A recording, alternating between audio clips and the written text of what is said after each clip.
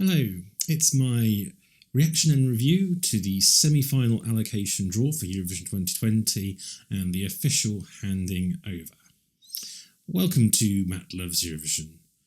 Please do remember to subscribe and click on the notification bell, and as always, like, comment or share below.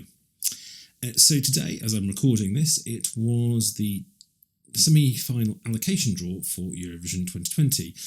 This was streamed live on YouTube, and it marks the start of the kind of official sort of season. There is a handover from the previous host city, Tel Aviv, to this year's host city, which is Rotterdam. So it's an opportunity for the city and for the presenters to kind of introduce themselves and introduce us to the new host city, as well as do that all-important semi-final allocation draw. Before I sort of talk about actually how the draw went, just some thoughts on the show. It was a 45-minute sort of stream, and it was extremely, I think, it was slick, it was competent, brisk, professional, and the presenters were very good, particularly Chantal. It was the three presenters that will be the presenters at the contest itself.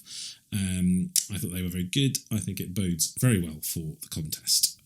So I'm looking forward to seeing how it develops. And I think it's certainly, we know that the slogan for this year is open up, and I think very clearly from kind of some materials that we saw during the show today that they are very much pushing that idea of the openness and diversity, and I think those are values that are very close to kind of the sort of ethos of Eurovision. So I think I think it was a really good start to the sort of the official contest season. So looking forward to May already.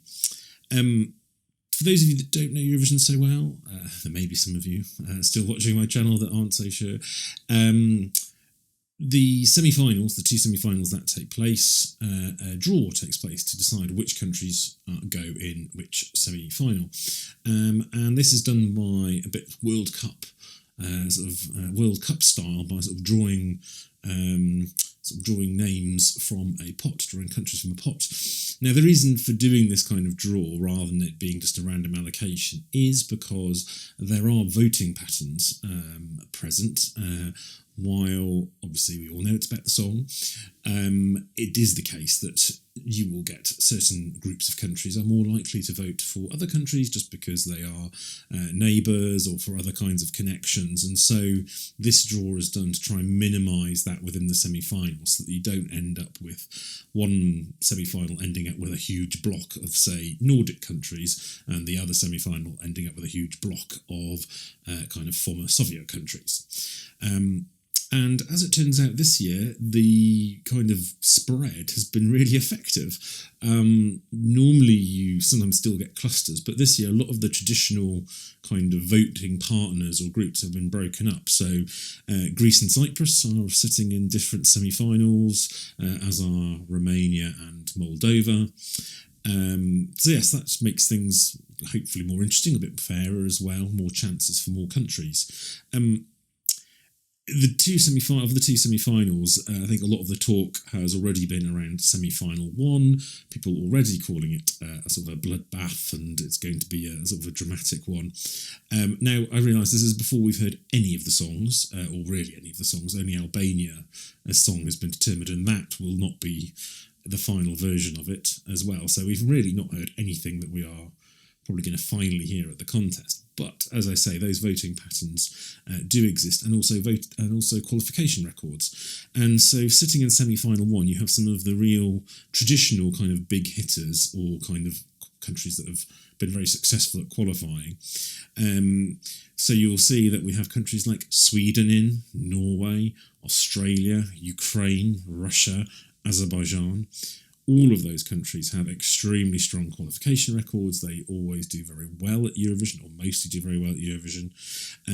Also, we have recent winner Israel, Romania, who qualify most of the time, also Malta, Cyprus, Belgium, all of whom have been doing well in recent years, and that's just all in one semi-final. So I think you could well see some interesting non-qualifications potentially. So they're going to have some good songs, some strong songs to get through. My slight worry is for Ireland and Lithuania in particular. They're kind of been torn away from some of the countries that were more likely to vote for them, and obviously with all of those kind of countries that traditionally do qualify. But you never know. If they have really strong songs, they should qualify. Also voting in the semi-final are Italy, Germany and the Netherlands. So obviously the big five and the host country don't participate, but they do get to vote in one of the semi-finals. Second semi-final also has a lot of interest. I think it's not, it doesn't have kind of a big cluster of sort of these big countries in the same way, but it means it's really, really open. I think there's a few kind of reciprocal voting kind of partnerships in there. So you see Iceland and Denmark tend to give votes towards each other, but there's no kind of really larger blocks. I think it means that we've got a good chance that the good songs from the smaller countries have a chance to get through, or maybe get through sort of countries that don't normally qualify or don't qualify as often. So I think there's benefits countries like Portugal, Czech Republic, Switzerland, Austria as well. In this semi-final, we have UK, Spain and France voting, which I think benefits Poland. It also benefits Portugal and also to a certain extent Armenia as well. Slightly tougher for Moldova actually in this one, looking at the kind of other countries. There's very few kind of neighbours of Moldova in it.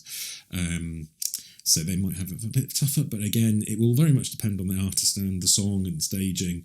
But yes, it's not always helped necessarily by not having some of your neighbours in there. But I think, who knows? I think we've got to wait to see all the songs. We've got our first Big Five song coming up at the end of January, which is of Spain.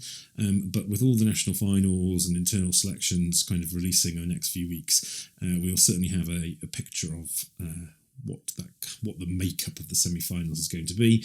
And then, of course, much nearer the time, you'll get the running order. Although for semi-finals, the running order isn't quite so important. So whether they're in the first or second half isn't really doesn't make quite as much difference for semi-finals as it does for the grand final.